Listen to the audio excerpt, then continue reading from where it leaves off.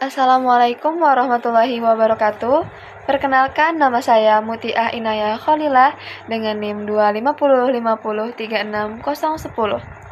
Di sini saya akan menjelaskan tentang apa itu karya tulis ilmiah atau yang sering kita sebut dengan KTI. Apa itu karya tulis ilmiah?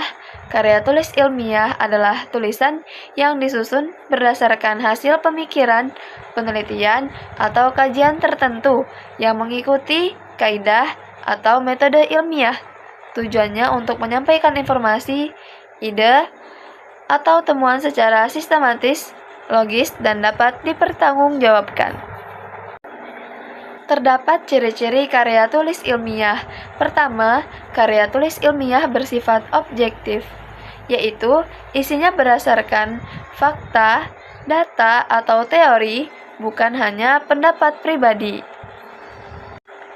Yang kedua, logis, yaitu runtut, adanya sebab dan akibat sehingga mudah dipahami. Karya tulis ilmiah juga disusun secara sistematis, di mana memiliki struktur tertentu. Juga menggunakan bahasa Indonesia yang baik dan jelas, serta sesuai dengan ejaan EYD atau PUEBI. Kalau tadi di karya tulis ilmiah dijelaskan, ciri-cirinya adalah sistematis, yaitu disusun secara struktur dan memiliki struktur tertentu. Kalian tahu gak sih struktur tertentu itu seperti apa?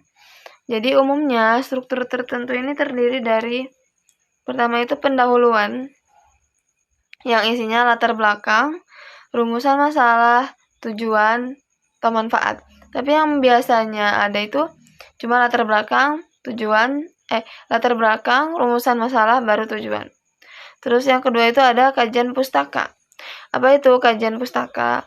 Umumnya ini tuh kayak landasan-landasan teori yang kita pakai dalam penelitian. Jadi kayak teori-teori dan pengertian-pengertian dari orang terdahulu. Maksudnya dari penelitian terdahulu, bukan dari orang terdahulu. Jadi kalau orang terdahulu meneliti, ada makalahnya juga. Nah, kita nemuin sumbernya dari situ, gitu-gitu. Penelitian mereka, teori-teori mereka, seperti teori-teori ilmuwan, seperti itu. Terus juga ada metodologi penelitian, di mana ini berisi cara-cara kita mengumpulkan data. Jadi terdapat cara itu ada dua, setahu saya. Ada secara kualitatif dan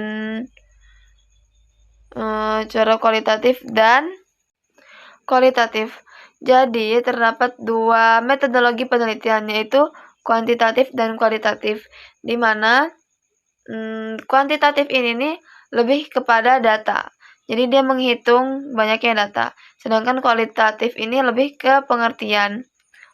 Soal tanya jawab seperti itu, lebih ke kesimpulan, pengertian, dan penjelasan seperti itu.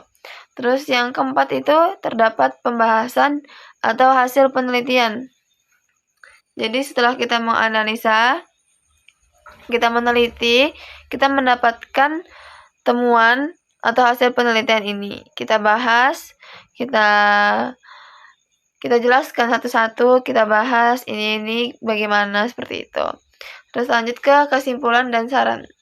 Nih, di mana kesimpulan ini nih menjawab dari rumusan masalah. Jadi kan di pendahuluan ini ada rumusan masalah. Nah, di bab terakhir ini ada kesimpulan dan saran. Kesimpulan ini ditulis berdasarkan jawaban dari rumusan masalah yang kita cari. Terus ke-6 ada daftar pustaka. Daftar pustaka ini menjadi penting karena memberitahu kita dapat dari mana sumber-sumber teori-teori kita. Jadi kan tadi di kajian pustaka itu isinya teori-teori. Tadi di ciri-ciri karya tulis ilmiah terdapat disusun secara sistematis atau ditulis secara sistematis, di mana ia memiliki struktur tertentu. Seperti apa umumnya struktur penulisan karya tulis ilmiah ini? Yaitu pertama ada pendahuluan. Di salah satu ciri karya tulis ilmiah tadi ialah disusun secara sistematis, yaitu ia memiliki struktur tertentu. Bagaimana susunan umumnya? Pertama itu ditulis pendahuluan dulu. Baru kedua ada kajian pustaka. Ketiga ada metodologi penelitian.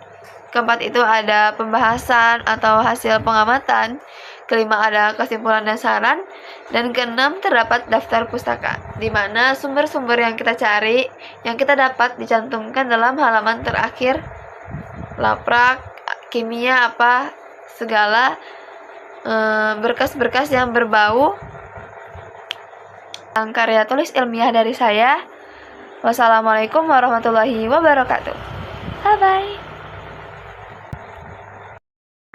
Terakhir, karya tulis ilmiah juga dapat diverifikasi, yaitu diperiksa kembali kebenarannya. Itu saja penjelasan tentang